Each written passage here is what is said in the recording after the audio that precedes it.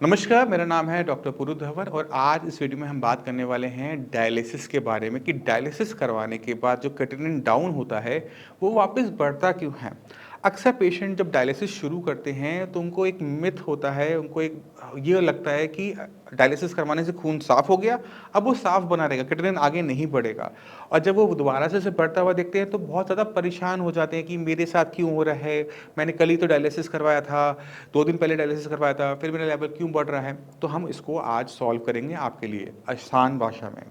तो आपको पहले अपनी बॉडी को समझना है। जब हमारी बॉडी काम कर रही होती है, हम कुछ खाना खाते हैं, तो हमारी बॉडी में बहुत सारे फंक्शंस हो रहे हैं। अब उस फंक्शन के अंदर हमारा लीवर जो होता है, वो बनाता है यूरिया। जब आपने खाना खाया, आपने रोटी खाई, चावल खाए, पूड़ी खाई, कुछ भी खाया, जब खाने और डाइजेस्ट होने के हमारे लीवर में गया ना, तो लीवर ने उसको जब ब्रेक डाउन किया, तो उस प्रोसेस के अंदर यूरिया बनाया। इसी तरह से जब हमने खाना खाया, खाना जब हमारी मसल्स तक गया, हमारी मांसपेशियों में गया, तो हमारी मांसपेशियों को ताकत जब मिली, तो उसके अंदर एक बाय प्रोडक्ट तैयार होता है, जो है क्रिएटिनिन। तो ये दोनों ही चीज़ें ऐसी हैं, जो हर टाइम चौबीसों घंटे आपकी बॉडी में बनती रहती है, कभी भी बंद नहीं होती। उसकी मात्रा कम या ज़्यादा हो जाती है। जैसे आपने अभी खाना खाया है, तो लीवर तेज़ी से काम करेगा, तो ज़्यादा यूरिया बना देगा। आपने अभी खाना आज नहीं खाया है, आपने 2 दिन की फास्टिंग की थी, लोग कम खाना खाते हैं, तो उस टाइम में यूरिया की प्रोडक्शन डाउन हो जाती है।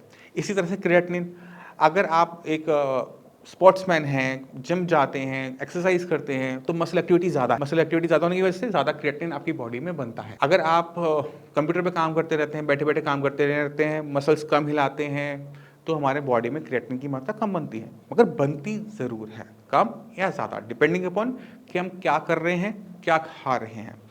तो ये तो आपको समझ में आ गया होगा कि चौबीसों घंटे प्रोडक्शन चलती रहती है। जब वो प्रोडक्शन 24 घंटे चल रही है, तो उसकी फ़िल्ट्रेशन भी 24 घंटे चलनी चाहिए। ये सामान बना, मैंने बाहर किया, सामान बना, मैंने बाहर किया। तो इसके लिए काम करती हैं हमारी नॉर्मल किडनीज़। अगर आपकी किडनी नॉर्मल है, तो हर टाइम काम करती रहती है। तो अगर आप स्पोर्ट्समैन भी हैं, आपकी बॉडी में क्रिएटिनिन ज़्यादा भी बनता है, तो किडनी थोड़ा-सा काम बढ़ाकर उसको बाहर कर देती है यूरिन की वजह से। मगर जब किडनी खराब होनी शुरू होती है, तो क्या होता है कि किडनी काम तो कर रही होती है, बट वो उस स्पीड से नहीं कर रही होती जिस स्पीड से आपकी बॉडी क्रिएटिनिन बना रही है। आपने बनाया मान लो 100 ग्राम क्रिएटिनिन, बट आपकी किडनी की कैपेसिटी है खराब होने के बाद 70 की, तो क्या होगा कि 30 ग्राम क्रिएटिनिन, मैं आपको एग्जांपल दे रहा हूँ, ऐसे 30 ग्राम बहुत ज़्यादा होता है। 30 ग्राम क्रिएटिनिन कहीं ना कहीं इकट्ठा होगा। कहाँ इकट्ठा होगा? वो इकट्ठा हो जाएगा आपके ब्लड के अंदर, और जब आप टेस्ट करवाएंगे तो उसके अंदर रिपोर्ट में आएगा। अब जब किडनी बहुत ज़्यादा ख़राब हो जाती है बीपी से, शुगर से, तो एक कंडीशन ऐसी आती है कि ब्लड बहुत गंदा हो चुका होता है। क्रिएटिनिन की मात्रा 9, 10, 11, 12 पहुंच रही होती है। यूरिया का लेवल 150, 200, 300 पहुंच रहा होता है। तो डॉक्टर को लगता है कि अगर मैंने इसको गंदगी को बाहर नहीं निकाला ना, तो ये गंदगी से और ऑर्गन खराब हो जाएंगे, और सबसे खतरनाक असर पड़ता है हमारे हार्ट पे, हमारी मसल्स, क्योंकि वो भी मांसपेशी का बना है। हार्ट सेकंड वो बीट कर रहा है, तो अगर क्रिएटिनिन की मात्रा ज़्यादा है, तो चांसेस ये होती है कि वो हार्ट फेल कर देता है, और बॉडी में बहुत सारे सिम्टम भी आ रहे होते हैं। कमज़ोरी है, थकावट है, भूख ना लगना है, ये सारे सिम्टम भी आ रहे हैं। तो हमें क्या करना पड़ता है? उसे ब्लड को साफ़ करना पड़ता है। अब किडनी तो कर नहीं सकती, तो हम क्या करते हैं कि उसे हम डायलिसिस मशीन से बाहर निकाल देते हैं। अब पेशेंट को यहाँ पे जाके सबसे बड़ा मिथ होता है कि मैंने एक बार खून साफ करवा लिया, तो मेरा क्रिएटिनिन दोबारा नहीं बढ़ेगा। बट क्या होता है, 2 दिन बाद, 3 दिन बाद दोबारा से देखता है, रिपोर्ट तो गई। जहाँ से क्रिएटिनिन शुरू किया था, 12-13 पे डायलिसिस करवाया था, फिर वो दोबारा से 12-13 पर पहुंचा हुआ है। वो इसलिए क्योंकि हमने एक बार साफ ज़रूर कर दिया डायलिसिस मशीन से, बट बॉडी ने प्रोडक्शन बनने की कम नहीं की। बॉडी ने दोबारा बनाया, क्योंकि किडनी कम काम कर रही थी, तो दोबारा से बॉडी के अंदर क्रिएटिनिन इकट्ठा हो गया। और इसी वजह से हमें बार बार डायलिसिस करवाते रहना पड़ता है, ब्लड को साफ रखने के लिए और अपने ऑर्गन्स को बचाए रखने के लिए, कि पेशेंट की जो जान है वो बची रहे। अब डायलिसिस के बारे में, डायलिसिस किसी को भी बोल दो, वो बहुत डर जाता है कि मुझे डायलिसिस नहीं करवाना, मैं मर जाऊंगा, मैं डायलिसिस नहीं करवाना। बहुत पेशेंट बोलते हैं। आप अगर वीडियो देख रहे हैं, डॉक्टर ने आपको डायलिसिस बोला, तो आपके माइंड में भी डर होगा कि कुछ भी हो जाए, डायलिसिस नहीं करवाऊंगा। क्योंकि आपके घर के आसपास कोई ना कोई ऐसा पेशेंट ज़रूर होता है जिसको आपने डायलिसिस करवाते हुए देखा हुआ होता है। और जब हम डायलिसिस कोई पेशेंट करवा रहा होता है, तो डायलिसिस में जब हम क्रिएटिनिन और यूरिया बाहर निकालते हैं, तो बहुत सारी ऐसी चीज़ें निकल जाती हैं जो कि नहीं जानी चाहिए। अगर सिर्फ गंदगी निकले, तो डायलिसिस जो है वो सबसे बेस्ट है। बट जब हम गंदगी निकाल रहे होते हैं, तो साथ में प्रोटीन है, विटामिन हैं, मिनरल्स हैं, वो भी फिल्टर आउट होने शुरू हो जाते हैं, और बॉडी के अंदर डेफिशिएंसीज बननी शुरू हो जाती है। शरीर जो है वो कमज़ोर होना शुरू हो जाता है। वीकनेस आनी शुरू हो जाती है, पेशेंट वीक होता चला जाएगा और हम क्या देखते हैं कि कुछ टाइम के बाद पेशेंट की वीकनेस की वजह से डेथ हो जाती है।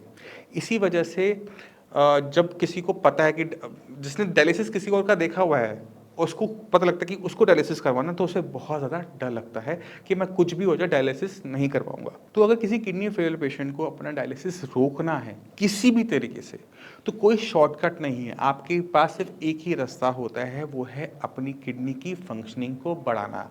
क्योंकि बस वही एक ऑर्गन ऐसा है, वही एक ऐसी मशीन ऐसी है जो सिर्फ गंदगी को बाहर निकालेगी बट काम की चीज़ों को अंदर रखेगी, बॉडी में वीकनेस नहीं आने देगी, जैसा वो सबके साथ करती है। अब अपनी किडनी जो हमारी ख़राब हो रही है, अगर आप इसके साथ हार मान जाते हो कि ठीक है ख़राब हो गई, चलो कोई बात नहीं, तो हमारा पे काम ख़राब हो जाता है। आपको समझने की ज़रूरत ये है कि जब क्रिएटिनिन की वैल्यूज़ बढ़ रही हैं, तो सबसे पहला काम आपका बनता है कि जो क्रिएटिनिन की वैल्यूज़ है उसे बढ़ना रोको। क्योंकि अगर क्रिएटिनिन की वैल्यू बढ़ना रुक गई तो बीमारी कहीं न कहीं रुक गई। मान लो कि आज के डेट में आपका क्रिएटिनिन की वैल्यू 4 है, ठीक है, 4 का मतलब होता है कि 60% किडनी खराब हो चुकी है। अगर मैं कुछ ऐसा करूं कि मेरा जो लेवल क्रिएटिनिन का 4 है वो 4 बना रहे अगले 10 साल तक, कैसा रहेगा? मैं कम नहीं कर रहा, मैं दोबारा से बोल रहा हूं, मैंने यहाँ पे क्रिएटिनिन कम करने की बात नहीं की, मैंने कहा कि आपका क्रिएटिनिन 4 है और 10-20 साल वो 4 बना रहे, तो 4 के लेवल पे कोई सिम्टम तो होते नहीं। अगर मेरे को 10-20 साल क्रिएटिनिन लेवल 4 बना रहा है, तो मेरा डायलिसिस तो 10-20 साल खिसक गया आगे। मेरी आज 40 साल है एज, मैं तो 60 साल का हो जाऊंगा। 60-70 साल में जाकर मुझे डायलिसिस करवाना भी पड़ रहा, तो हर्ज क्या है उसके अंदर, कोई दिक्कत नहीं है। तो हमने सबसे पहले क्या करना होता है कि किडनी को आगे खराब होने से रोकना होता है। अब आपके शरीर में 80% केसेस के अंदर तो बहुत क्लियर है रीज़न, वो है बीपी और शुगर। तो अगर मैं बीपी शुगर कंट्रोल कर लेता हूँ तो मुझे सर बेनिफिट क्या होगा? बीपी शुगर कंट्रोल करने से सबसे बड़ा बेनिफिट आपको ये मिलेगा कि जो बीमारी आपकी बढ़ रही थी, जो क्रिएटिनिन लेवल पहले आपका 2 था, फिर 3 हुआ, अब वो 4 है, वो बढ़ना बंद कर देगा या बहुत स्पीड से बढ़ेगा। तो आप जो किडनी खराब होनी थी कुछ महीनों में, वो अब कुछ सालों में जाके खराब होगी, और वो साल डिपेंड करता है आप पे कि कितनी मेहनत से आप अपनी बीपी और शुगर को कंट्रोल में रखते हो। तो ये हो गया सबसे पहला स्टेप जो आप सभी ने करना है कि बीपी शुगर कंट्रोल कर कर अपनी किडनी को आगे खराब होने से रोकना है। बीपी नॉर्मल होता है 120-80, जो इसमें नीचे वाला 80 वाला है, 80 वाला है, अगर ये आप ये 70-80 की रेंज में रखते हो तो किडनी हमारी बची रहती है। और शुगर का लेवल होता है 200, जिस पे किडनी को जाकर नुकसान होता है, इससे ऊपर जाकर नुकसान होता है। तो अगर आप अपने शुगर लेवल को 180 तक रखते हो, 180-190 तक, तो इस रेंज के अंदर आपकी किडनी को नुकसान नहीं होता। शुगर होगी बट नुकसान नहीं होगा। तो ये दो फिगर अपने माइंड में रखो, ब्लड प्रेशर का नीचे वाला 70-80 की रेंज और शुगर का लेवल 180 से नीचे, चाहे फास्टिंग हो, पीपी हो, रैंडम। अगर आप ये दो चीजें अचीव कर लेते हो, सिर्फ ये दो चीजें अचीव कर लेते हो, तो आपकी किडनी को नुकसान होना बंद हो गया या फिर कम हो गया। तो आपको क्या है, जो किडनी आपकी बची हुई है ना, वो एक लंबा टाइम स्पैन दे जाएगी, वो 10-20 साल आपको आराम से निकाल जाएगी। तो पहली चीज आप ये करोगे। अब जब किडनी के अंदर हम बात कर रहे हैं, क्रिएटिनिन लेवल 4 है, 60% किडनी हम कह रहे हैं कि वो काम नहीं कर रही, तो किडनी के अंदर कुछ हिस्सा ऐसा होगा जो मर चुका, लिटरली बोल रहा हूँ मर चुका है। कुछ हिस्सा ऐसा होगा जो मरने वाला है, अगर बीमार है, मरने वाला है, अभी मरा नहीं है, काम नहीं कर रहा। तो अगर किसी तरीके से हम ये जो अभी जिंदा पार्ट है, जो नेफ्रॉन काम कर सकते हैं, जो वीक हैं, अगर हम उन पे काम कर जाए ना, तो हमारा क्रिएटिनिन वैल्यूज डाउन हो जाती हैं। आपका लेवल जो 4 था वो 2 पर आ जाता है और बहुत सडनली चेंजेस आने शुरू होते हैं, क्योंकि अब क्या है, बीपी शुगर से नुकसान हो नहीं रहा, और जब हम नेफ्रॉन्स के लिए, हमें ताकत के लिए काम करना था, उनकी जो बीमारी थी उन पे काम करना था, और हमें रिजल्ट्स बहुत शार्प देखने को मिलते हैं। इसी वजह से जो पेशेंट डायबिटीज़ की वजह से किडनी खराब हो रही होती है, उनमें रिजल्ट्स बहुत स्पीड से आते हैं इन कंपेरेटिव उन लोगों की जिनकी किडनी बीपी से खराब हो रही होती है, क्योंकि वहाँ पे किडनी का जो स्ट्रक्चर है वो काफ़ी हद तक बदल चुका होता है। तो आप कुछ रिपोर्ट्स देखो, पेशेंट की इंटरव्यूज देखो, तो आपको क्लियर कट आइडिया मिलना शुरू हो जाएगा कि किस तरह से जो मैं कह रहा हूँ उसमें कितनी सच्चाई है। नमस्कार, मेरा नाम है डॉक्टर पुरु धवन और आज हमारे साथ हैं सुबिंदर जी। तो सुबिंदर जी की जो लेवल हैं वो थे क्रिएटिनिन के लेवल 10 फरवरी के अंदर, और अभी हमने इनको ट्रीटमेंट दी है 1 महीने का, लेवल इनके हो गए हैं आज के डेट में 7.32। तो हमने तकरीबन 3-3.5 पॉइंट का ड्रॉप देखा है एक ही महीने में। तो सुबिंदर जी, पहले मुझे ये बताओ कि आपकी दिक्कत शुरू कब हुई थी? ये 2014 में हुई थी सर। और 2014 में क्या दिक्कत महसूस कर रहे थे आप? कुछ नहीं, प्रोटीन आ रहा था मुझे बाथरूम में। 2014 से 2023 तक आते आते तकरीबन 9 साल हो गए।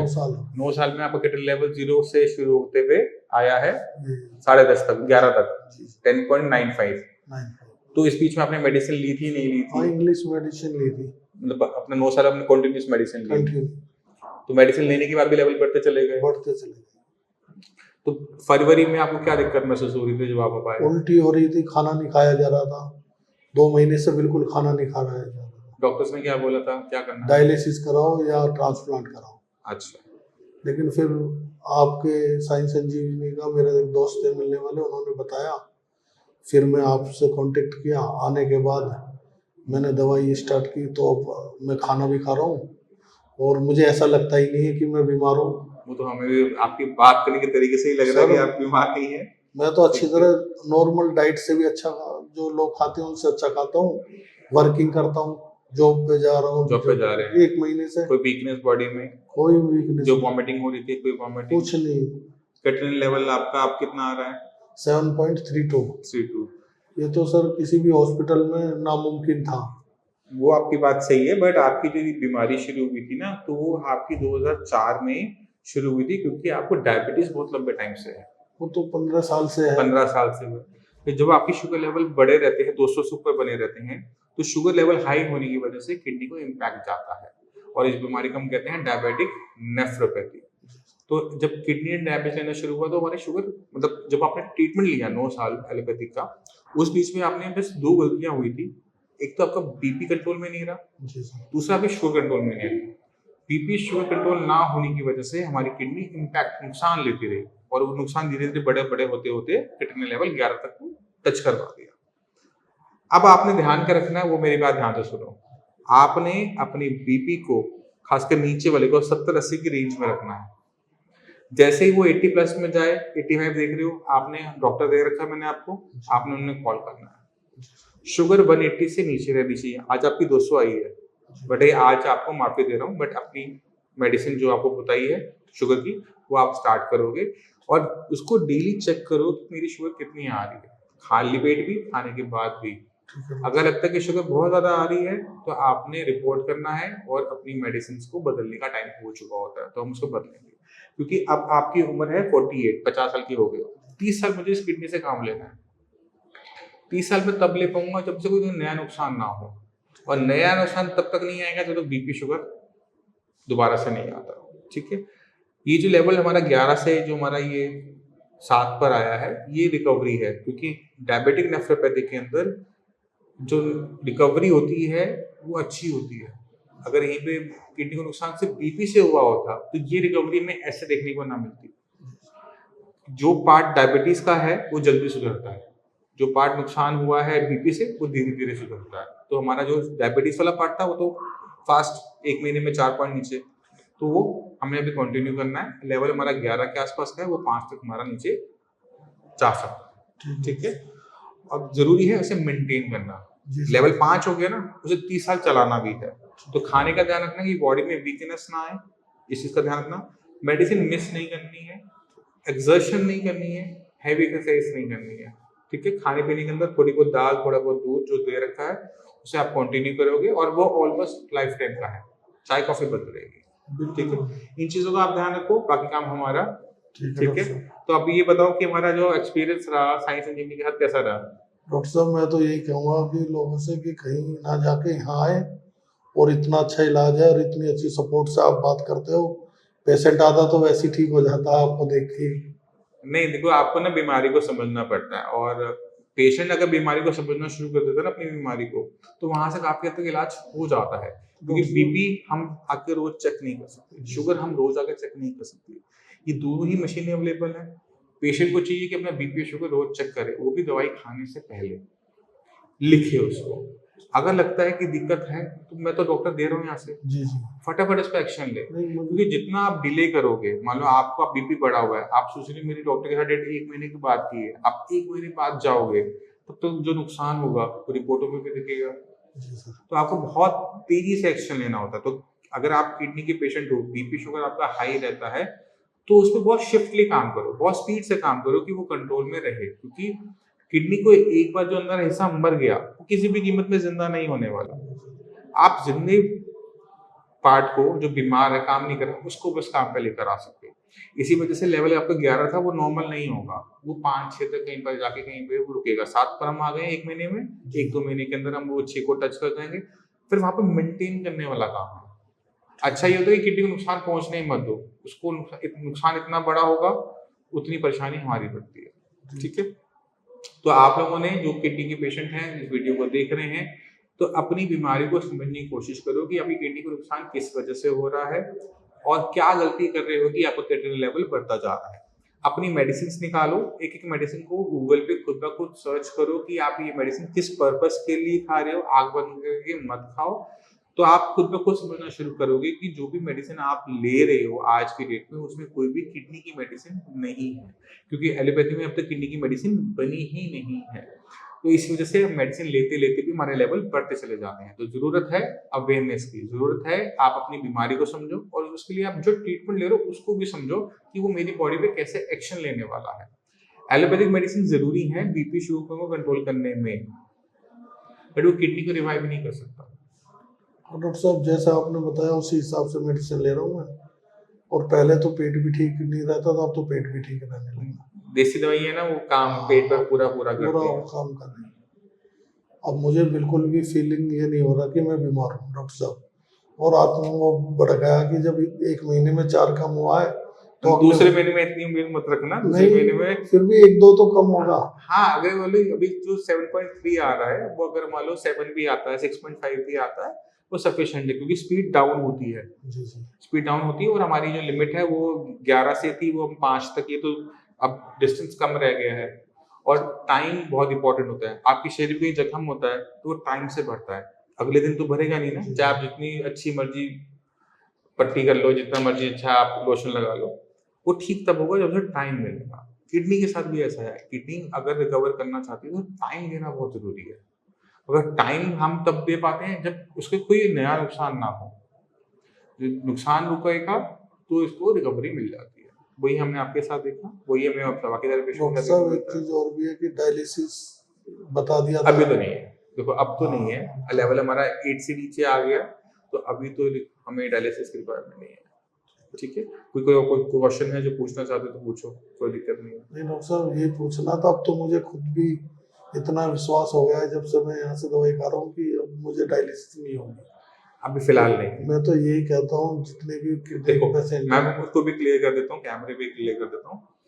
हमारे लेवल डाउन जरूर हुए हैं, अब एक दिक्कत और है, वो है उम्र। आपका बुढ़ापा मैं रोक नहीं सकता, जी सर। तो जैसे जैसे आपका शरीर बूढ़ा होगा किडनी भी बूढ़ी होगी। किडनी बूढ़ी होने की वजह से वो अपने फंक्शन को धीरे धीरे खोएगी। तो हम क्या देखेंगे, लेवल 5 पे आए, फिर वो धीरे धीरे ऊपर की तरफ कुछ सालों में बढ़ना शुरू होगा। तो टाइम होगा, कुछ साल लगने उसमें। जब वो बढ़ रहा होगा तो हमें घबराना नहीं होता, हमने और एग्रेसिव हो जाना होता है। ठीक है, और बुढ़ापा हमें धीरे धीरे आए इसके लिए अच्छा खाना खाना जरूरी है। अगर आप खाने में बहुत कमी कर देते हो तो वीकनेस की वजह से बुढ़ापा जल्दी आता है, किडनी स्पीड से खराब होती है। तो उन चीजों का ध्यान रखते हुए खाना अपना अच्छा बनाए रखना, और कोशिश ये रहेगी कि इस जन्म में आपको ना डायलिसिस करवाना पड़े ना ट्रांसप्लांट तो करवाना सर डॉक्टर साहब इतना तो बहुत है, ये तो मैं भी समझता हूँ कि वो चीज़ तो होगी नहीं जो है। पड़े। हाँ, बीमारी तो साथ रहेगी। लेकिन ये है कि 10-5 साल बिना डायलिसिस के निकल जाए। 10-5 साल से ऊपर निकल जाएंगे आपके, मैं डॉक्टर साहब इतना निकल लंबा जाएगा तो निकल आपका बड़ा धन्यवाद, हाथ जोड़ के रखो क्या इतना हम कर देंगे। आप बस बीपी शुगर को ठीक रखोगे तो हम आपको 20 साल तो 10-15 साल का उम्मीद करते हैं कि आराम से हमारे निकल डॉक्टर साहब ये इतना तो किसी भी जगह गया हूँ कहीं से रिस्पॉन्स नहीं मिला था इतना। नहीं, वो हो जाएगा। बस आपने जो आपको समझाया बीपी शुगर, उसका आपने ध्यान रखना है। ठीक है, तो उम्मीद करता हूँ इस वीडियो से आप काफी कुछ सीखे सुबिंदर जी से कि हम अपनी किडनी को काफी हद तक सुधार कर सकते हैं, बट हमें शर्त यही होती है कि जिसकी वजह से किडनी खराब हो रही है उसे कंट्रोल में लेकर आना। तो आपने खुद देखा कि 1 महीने के अंदर लेवल जो था वो था 11, 1 महीने बाद क्या हुआ, लेवल 7। अभी 11 से 7 आपको लगता है छोटा फॉल है, बट अगर हम इसको कैलकुलेट करें तो 30% तक किडनी ने फंक्शनिंग उठाई। 11 पे तो पेशेंट को डायलिसिस बोला हुआ था, बट हमने क्या किया, हमने सिर्फ जिस पार्ट जो मरा नहीं था उसको दोबारा से काम पे लगा दिया कि बेटा आप काम पे लग जाओ। तभी हमें 30% का इंप्रूवमेंट सिंगल मंथ में देखने को मिला। हमने बहुत ऊपर के लेवल पे स्टार्ट किया था, 11 के लेवल पे। अब आप सोच रहे होगे कि 11 से 7 ही पे तो आया है, ये पूरा ठीक तो होगा नहीं। आपकी बात सही है कि अगर किडनी बहुत ज़्यादा खराब हो चुकी होती है तो वो फुल रिकवर कभी भी नहीं करती। किडनी के अंदर जो हिस्सा मरा हुआ है उसे कोई भी डॉक्टर ज़िंदा नहीं कर सकता। अगर मैं किडनी की इतने से हिस्से को भी अगर ज़िंदा कर पाऊँ ना, मरे को ज़िंदा, तो पूरी बॉडी को ज़िंदा करना आसान हो जाता है। कोई मरेगा ही नहीं, क्योंकि जब भी मरेगा फिर हम मेडिसिन दे देंगे, वो दोबारा से ज़िंदा हो जाएगा। तो ऐसा प्रैक्टिकली पॉसिबल अभी तो नहीं है। आगे फ्यूचर में हो पता नहीं, बट आज की डेट में ये प्रैक्टिकली पॉसिबल नहीं है। तो आपने ध्यान क्या रखना होता है कि अपनी जो किडनी की जो अंदर जो स्ट्रक्चर है, जो सेल्स हैं, जो टिश्यूज़ हैं, उनको आपने बचा के रखना होता है, उनसे अच्छा काम लेना होता है और हमें रिजल्ट्स मिलते हैं, जैसे मैंने आपको रिपोर्ट्स में भी दिखाया और टेस्टिमोनियल्स में भी दिखाया। आपको फिर भी डाउट हो तो इस चैनल पे इतने पेशेंट की वीडियोस हैं, आप एक-एक करके देखो, आपको इतना नॉलेज मिलेगी जिससे आप अपनी बीमारी को बेटर तरीके से अंडरस्टैंड करना शुरू कर दोगे। और जिस दिन आप अपनी बीमारी को अंडरस्टैंड करना शुरू कर दोगे, अपनी किडनी को अंडरस्टैंड करना स्टार्ट कर दोगे, उस दिन आप जो एक्शन लेना स्टार्ट करोगे वो आपको रिस्पॉन्ड करेगा क्रेटिनिन और यूरिया लेवल डाउन करते हुए। फिर भी डाउट है, कुछ भी पूछना चाहते हो, मैं अवेलेबल हूँ, आप मुझसे आके मिल सकते हो, मेरे डॉक्टर से बात कर सकते हो, वो आपको पूरा हेल्प आउट करेंगे इस बीमारी से आपकी लड़ने में। इसी के साथ आप सभी हमें चलने की आगे चाहूँगा। मिलते हैं अगली वीडियो में, तब तक के लिए नमस्कार।